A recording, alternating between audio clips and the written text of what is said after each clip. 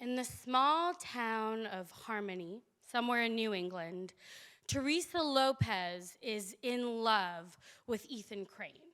But Ethan Crane is betrothed to the prissy Gwen Hotchkiss. Teresa's best friend, Whitney, she's in love with Chad, and Chad is in love with Whitney back, except unbeknownst to them, Chad is also her half-brother. Now, this is the plot to the daytime soap opera, Passions. And I can tell from your reactions, none of you know this, so buckle up, babies. It's gonna be a bumpy ride.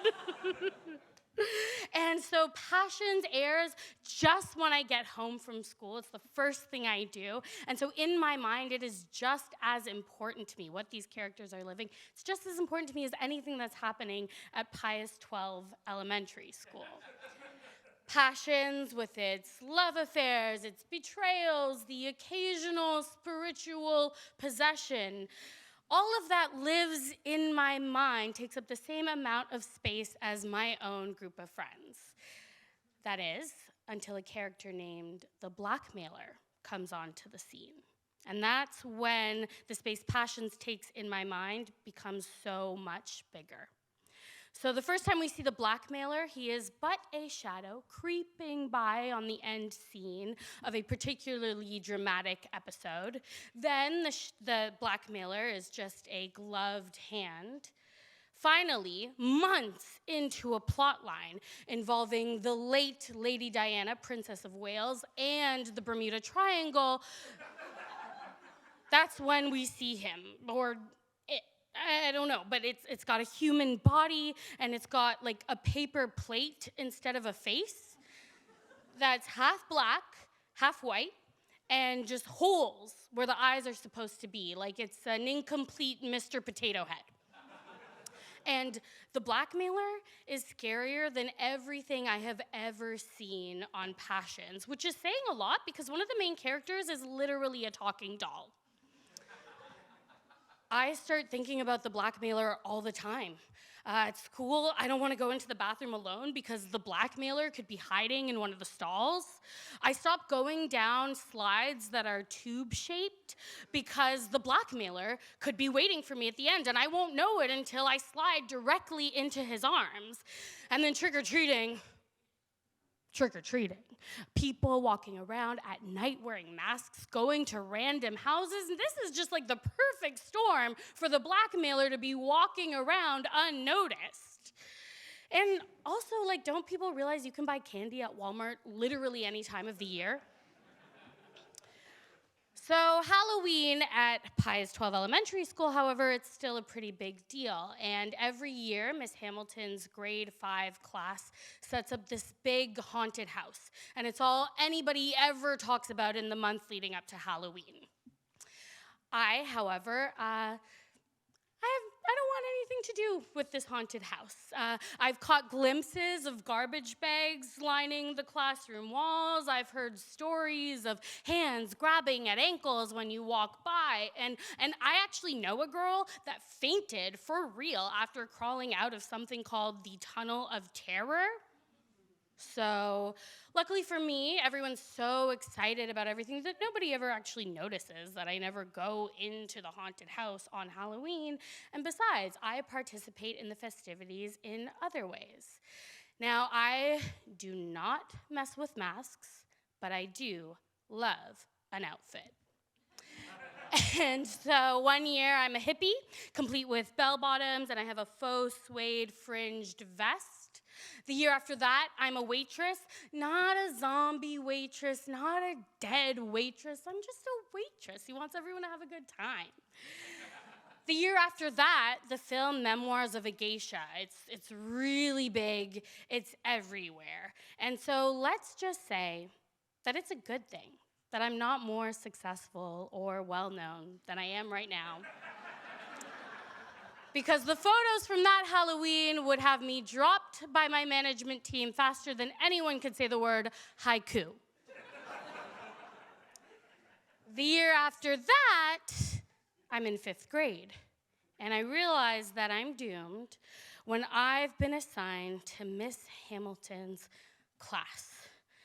So Okay, my friends, they're gonna finally realize once and for all that beneath all the glitz and glamour of my iconic sartorial choices, and they are iconic, they're gonna realize that I'm just a wuss. I'm a scaredy cat. I'm a chicken. And I can't let that happen. So I gotta get ahead of this while I still can. Early in September, I tell Miss Hamilton, I let her know that I have a great idea for what I wanna contribute to the haunted house. I wanna build a wall of masks. Stay with me. Masks that when people walk by, some of the masks become animated and say things like, hello. How are you? Right? And I know that I hate masks, but the reason that this all works out for me, that I'm okay with it, is because in order for this to work, in order for me to animate the masks and no one sees that there's actually someone doing it, well, I'm gonna have to build myself my own little room, actually quite the size of this very stage, by just like hanging garbage bags from the ceiling to floor. And so nobody's gonna see me talking through the masks. And the best part of that is that I'm not gonna see anything else that happens in the haunted house. Now, Miss Hamilton loves the idea, and so I spend the month of October just collecting masks from my classmate and building my little makeshift secret room out of garbage bags. And at the same time, I'm also prepping for my next appearance at what I think of as my own personal Met Gala, because this year for Halloween, I'm going as a Grecian goddess. And I have this turquoise dress with this like pleated chiffon overlay that drapes ever so gracefully over one shoulder, and it has this headband that's like gold with like dangling coins, and it's gorgeous. And I'm still very staunch in my attitude towards trick-or-treating. I want absolutely no part of it. But I'm older now. After all, I am participating in this year's haunted house, and so my mom wants to have a backup plan just in case there's a change of heart. She goes and buys all of this gold fabric that's like perfectly color matched to some of the details of the dress. And she makes me a cape, and she lines it with fleece so that I can uphold my commitment to character even in Canadian late fall weather. Also, it has pockets. The morning of Halloween, I come to school in my full outfit. I look awesome. The whole thing is very Lupita Nyong'o wearing Prada at the Oscars. Oh, that you know. That Passions you didn't know, but that one you know. Awesome. And my genius plan is working. I still have no idea what is going on with the rest of this haunted house. I have a little flashlight to help me get around in my little like secret garbage bag room, and all I need to do is like every once in a while just step forward and say like, piece of cake.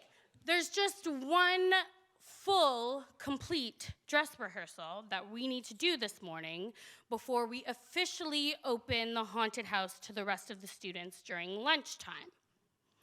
Miss Hamilton yells, "Places, please!" And before I can get to my flashlight, the lights go off, and it's pitch black. And suddenly I realize that it's actually kind of impossible to breathe in a room made of plastic bags. And then in the corner I hear like a chainsaw revving up in what used to be called the reading corner. And somewhere in the room, a patient is waking up mid-lobotomy and just screaming. And then witches are casting a spell, and they're cackling, and they're coming at me from all angles, and I'm trying to yell, "Stop, wait, no, my mask, my flashlight," and it's too late. And then I feel something warm going down my legs. My chiffon. Then the lights come on, and it's over.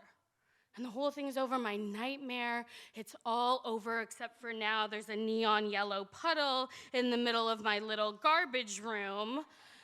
And I hear Miss Hamilton, she starts walking around, she reminds someone to rewind the cassette tape that has all of our sound effects on it, and I don't know how long I have before someone peeks their head into my little room. And so I start frantically dabbing at the puddle with one of those leftover garbage bags, but obviously that doesn't work because I need something like a towel, something big, something fluffy, something like my cape.